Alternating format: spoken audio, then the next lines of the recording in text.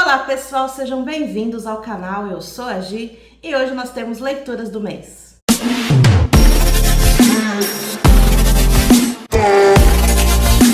Oi gente, tudo bem com vocês? Bom, hoje então nós vamos falar sobre as leituras do mês de julho e também o que eu pretendo ler agora no mês de agosto. Mas antes de começar, eu já vou pedir para vocês curtirem o vídeo, se inscreverem no canal, deixar algum comentário aqui para mim, que isso é muito importante. Bom, na verdade eu queria começar esse vídeo pedindo desculpas para vocês, porque eu estive ausente aí nas duas últimas semanas do mês de julho aqui do canal, não gravei vídeos nessas semanas. E isso aconteceu porque eu convivo já há alguns anos com burnout e eu tive uma crise muito grave de burnout esse mês de julho. Então eu precisei parar com as minhas atividades, tanto no trabalho quanto aqui, de estudo, enfim, precisei parar realmente para me reequilibrar, me reorganizar. Então por isso que nas duas últimas semanas eu não consegui gravar vídeo aqui para o canal. Eu já estou melhor, ainda não estou 100% para ser bem honesta, mas já estou bem melhor, então já voltei a trabalhar e a gente já consegue voltar as coisas por aqui também.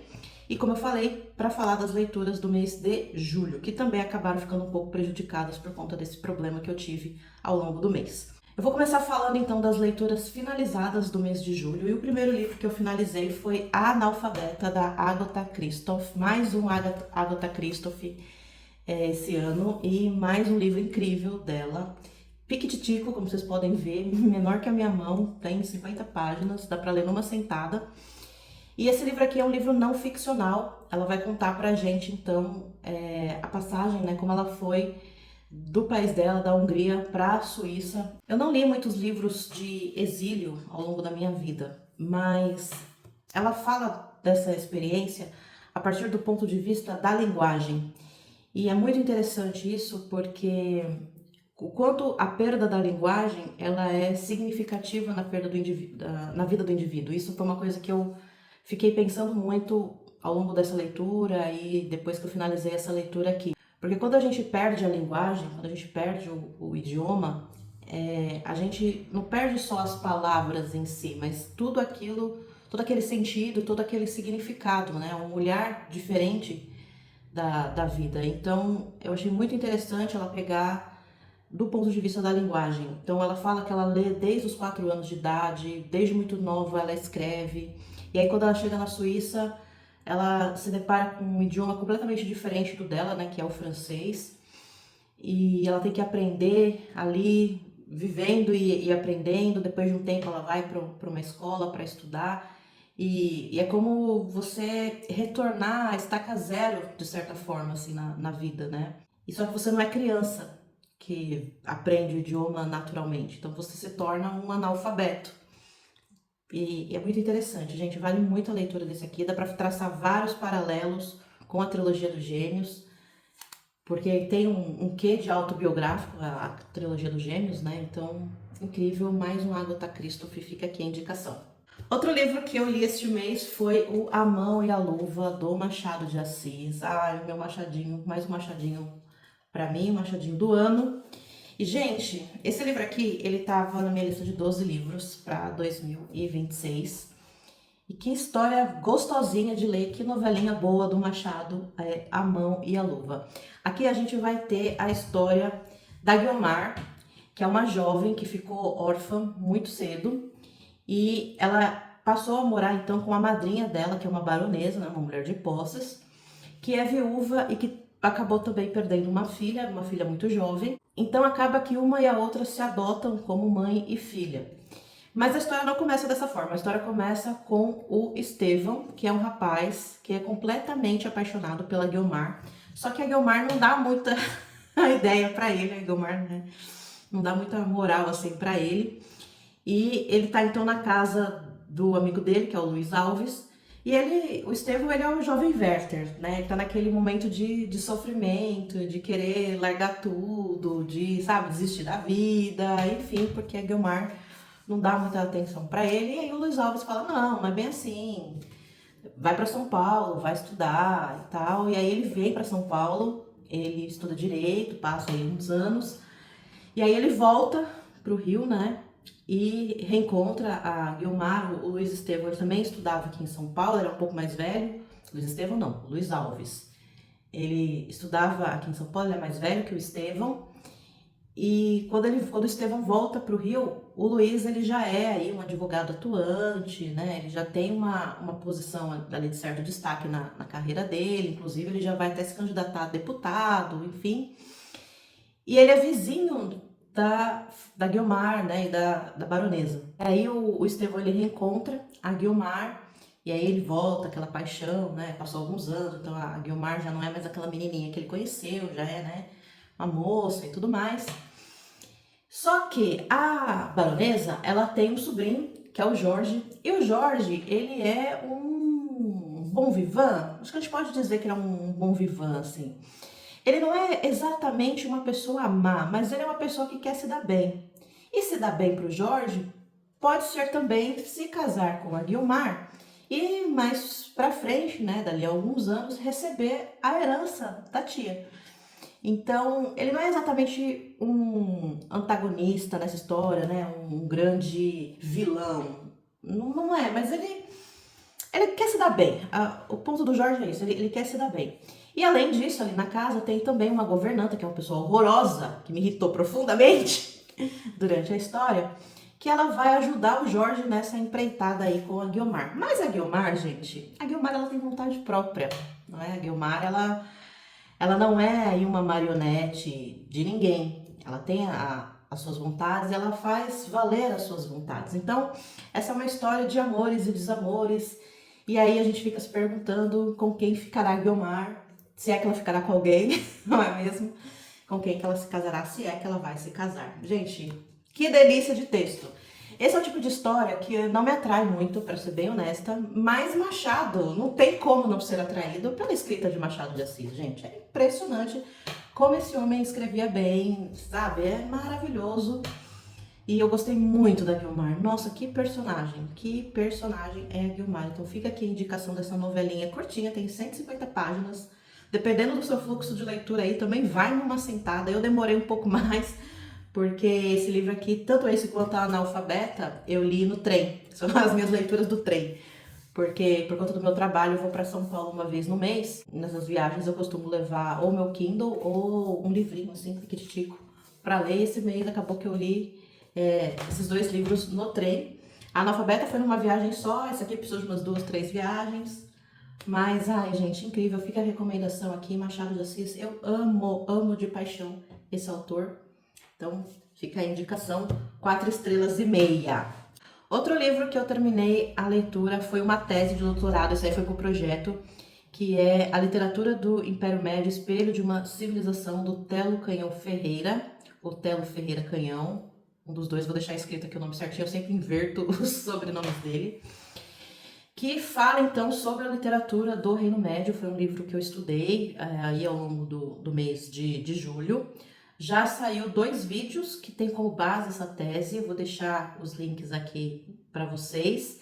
Ficou faltando mais um vídeo, pelo menos, na verdade mais 2, que eu não consegui publicar nas 2 últimas semanas, que estava programado, então eu vou publicar um agora na próxima quarta-feira. O outro eu vou deixar mais para frente, porque além de falar de literatura, o Telo ele vai falar também sobre música no Egito. E eu achei muito interessante e eu quero pesquisar mais, quero aprofundar um pouco mais, vou caçar aí outras bibliografias. E mais para frente eu pretendo fazer um vídeo falando sobre música no Egito Antigo. E aí eu vou usar esse último capítulo da tese do Telo para falar. Então, só vai ter mais um vídeo, iam ser 2, aí eu resolvi que vai ter só mais um, que vai ser agora na próxima quarta-feira, e aí mais pra frente, não sei quando ainda, a gente conversa então sobre música no Egito Antigo, tá? Vamos falar então agora sobre o que eu estou lendo, né? Os livros que eu comecei no mês de julho, mas que eu não terminei. O primeiro deles foi O Silmarillion, do Tolkien, e aqui foi triste, gente. O que acontece? Não pelo livro, porque o livro é maravilhoso, esse livro é absolutamente espetacular, mas por mim, né? O que acontece? Eu peguei esse livro em, acho que fevereiro ou março, que eu tirei ele lá da estante do Tolkien, que não fica aqui onde eu gravo, fica em outro cômodo. E aí eu queria dedicar um tempo para a leitura desse livro. Eu já tinha até comentado com vocês que eu queria fazer um vídeo muito bacana sobre esse livro e tudo mais. Eu queria achar um momento ideal que eu pudesse sentar, ler com a atenção que precisa para fazer esse tipo de vídeo bem detalhado e tudo mais. E calhou que agora no mês de julho eu encontrei este momento, mas ao mesmo tempo eu desencontrei este momento. Então, assim, eu comecei a ler, esse livro tem algumas partes. Eu li a primeira, que é o Ainlindali, e a segunda, que é o Valaquenta.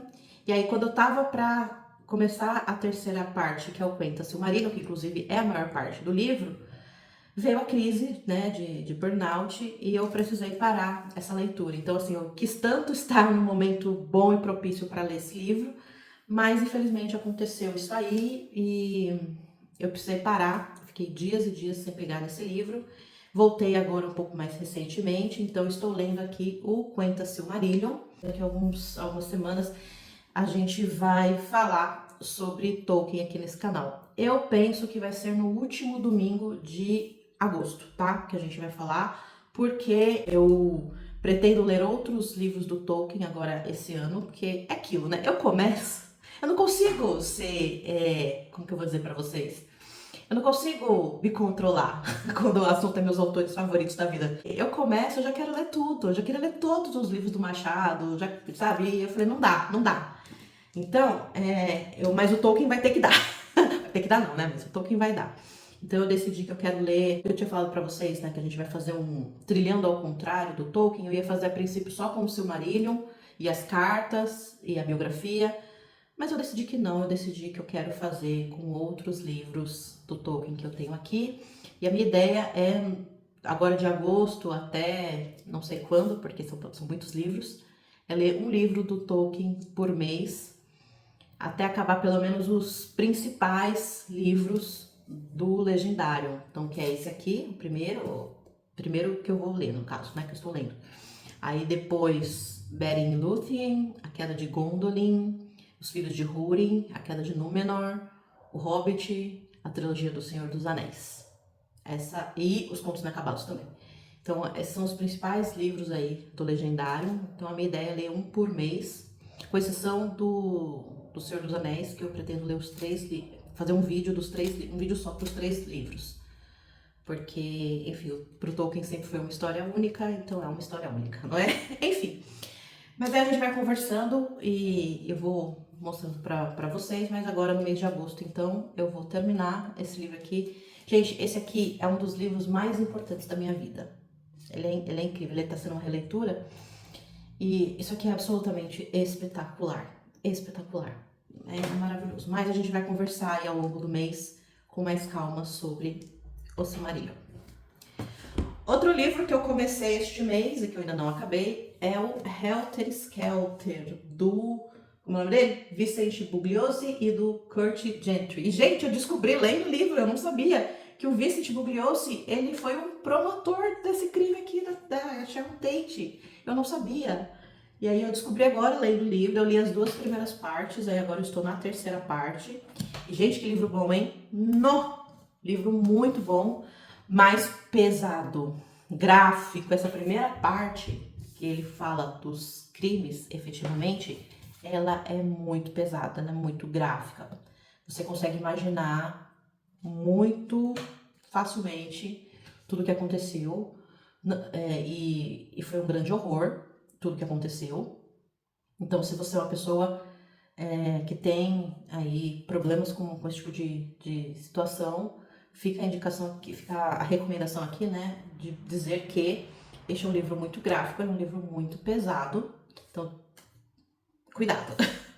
Mas é maravilhoso, tá? Muito bem escrito, muito bem explicado, muito bem detalhado. A segunda parte é a primeira fase da investigação, né, que é a fase que está aí com a polícia. Então ele vai relatar ali como a polícia investigou ali nos primeiros dias, nos primeiros meses. Foi uma investigação demorada por vários aspectos que eu ficava pensando, meu Deus, como pode? Porque eu não sei se eu tinha comentado com vocês, mas eu acompanho muitos canais de True Crime, porque é um assunto que eu gosto de acompanhar, de ver um conteúdo que eu gosto. E vendo esses canais, acaba que eu acabo tendo uma noção de como que funciona a investigação. E gente, como mudou, né? E como evoluiu o negócio, assim, dificuldades que a polícia aqui nos anos 1960 tinha para visualizar, pra gente, pelo menos pra mim, era muito óbvio. Claro que assim, eu conheço essa história, não conheço ela no detalhe, tô conhecendo ela no detalhe agora, mas de maneira geral eu conheço essa história, então talvez eu esteja fazendo aí o engenheiro de obra pronta.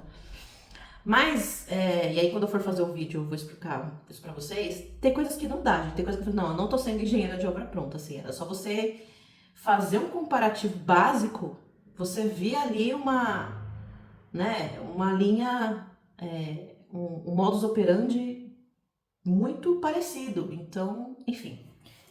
E aí agora na terceira parte é a investigação que vai, a segunda fase da investigação, que é quando a investigação ela sai da delegacia, ela sai da polícia, ela é enviada para promotoria.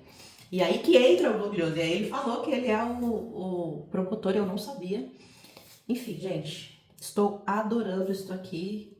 Estou agora na terceira parte, esse livro tem 8 partes. Não sei se eu termino agora em agosto, mas no ritmo que eu tô, eu acho que sim. E mesmo sendo um livro grandão e eu lendo devagar, como já falei pra vocês, por enquanto, muito bom.